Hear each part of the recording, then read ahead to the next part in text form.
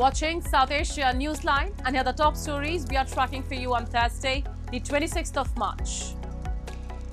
Hormuz route open for India, says Iranian Foreign Minister.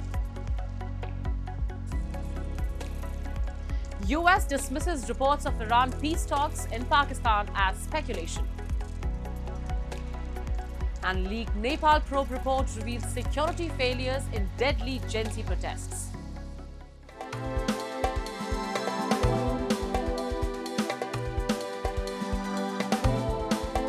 And now for all the details. As the US-Israel strikes on Iran continue to impact global economic markets, Iranian Foreign Minister Abbas Araghchi on Thursday said they have permitted the passage of vessels for friendly countries, including India, through the Strait of Hormuz. Consulate General of Iran in Mumbai said in a post quoting Araghchi, "We permitted passage through the Strait of Hormuz for friendly nations, including China, Russia, India, Iraq, and Pakistan." This follows comments by the Secretary General of the UN, Antonio Guterres, who called for the opening of the strait.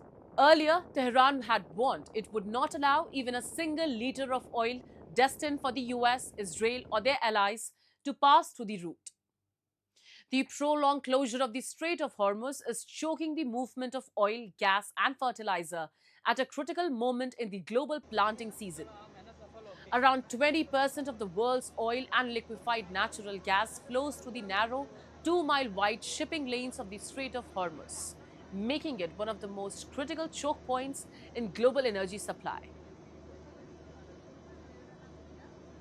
And the White House has dismissed reports of potential peace talks between Iran and the United States in Pakistan, calling them speculative and not officially confirmed.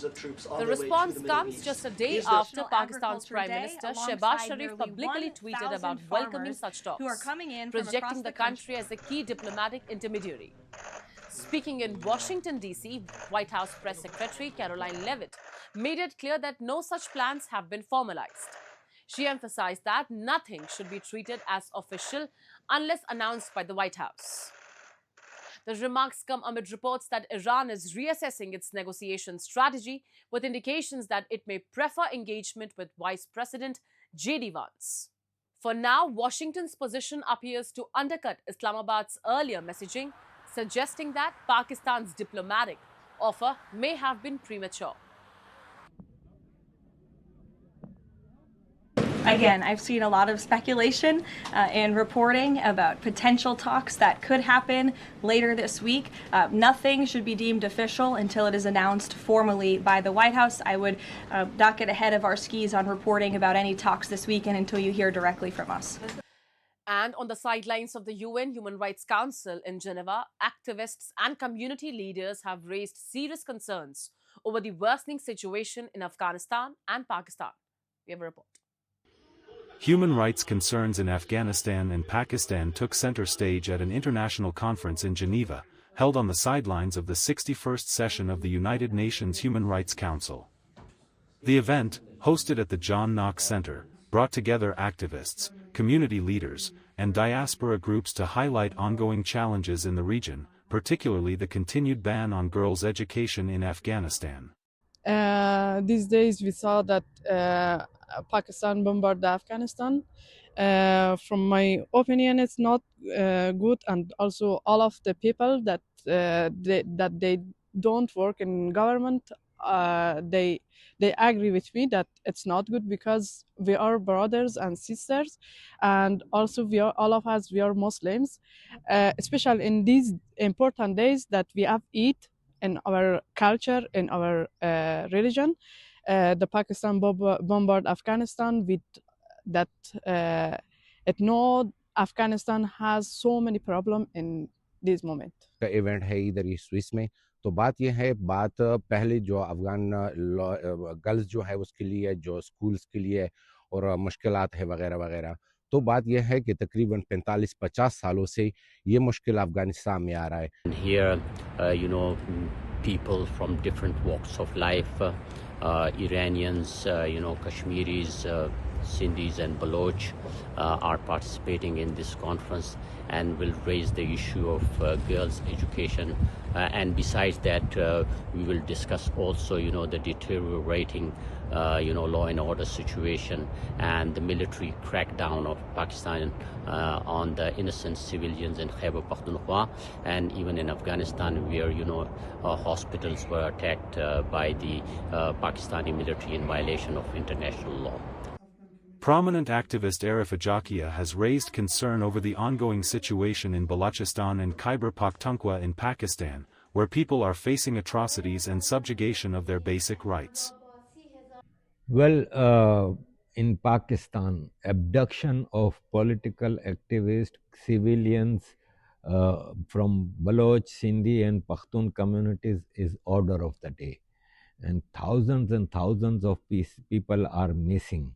And at least 24 people were killed on Wednesday after a bus carrying around 40 passengers fell into the Padma River in Bangladesh, officials said. The accident took place near Dolatia in Rajbari district, roughly 100 kilometers from Dhaka, when the bus lost control while approaching a ferry. The bus overturned and sank nearly 9 meters into the river. Rescue teams recovered 23 bodies from inside the submerged vehicle, including 6 men, 11 women and 5 children, Fire Service official Tala bin Zasim said. Search and rescue operations are ongoing with 4 fire service units and 10 divers deployed at the site. The effort is being supported by the Army, Police, Coast Guard and local authorities. Officials say more passengers may still be missing. Road and ferry accidents remain common in Bangladesh, claiming hundreds of lives each year. পর্যন্ত আমরা নারী শিশু এবং পুরুষ মিলে 23 জনের লাশ উদ্ধার করেছি এবং বেশ কিছু লোক তারা আসলে কি প্রাথমিকভাবে আসলে কি নদী থেকে সাঁতরে উঠতে সক্ষম হয়।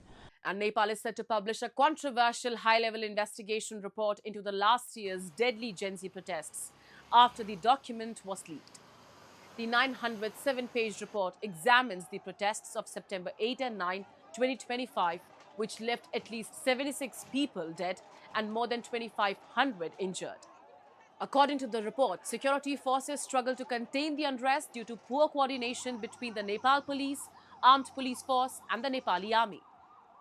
Delays in decision-making and unclear commands allowed the situation to spiral out of control. Investigators also confirmed that lethal force was used during clashes, particularly in the Bhaneshwar area. However, crucial evidence, including spent ammunition, was not preserved, raising serious accountability concerns. Meanwhile, a Nepali panel has recommended prosecuting former Prime Minister KP Sharma Oli for negligence, accusing him of failing to act during hours of deadly violence on the first day of protests. However, Oli told investigators that the Prime Minister is not directly responsible for operational decisions by police, placing that authority under the Home Ministry. Former Home Minister Ramesh Lekhak also denied issuing direct orders to open fire, stating that officers acted based on ground situations. And Hindu devotees across India on Thursday offered prayers and performed rituals to celebrate Ashtami and Ram Navami, marking the end of the auspicious Chaitra Navratri festival. The 9-night-long festival is dedicated to the 9 forms of Durga, the goddess of power. On this day, young girls are regarded as devis or goddesses and are invited to homes where they are served offerings such as black ram, puri and sweets. During Navratri, devotees observe strict dietary practices, consuming only vegetarian food, while many undertake fasts throughout the 9 days. The period is considered spiritually significant, with an emphasis on maintaining purity of mind, body and thoughts. Navratri is celebrated twice a year, once at the onset of summer and again at the beginning of winter.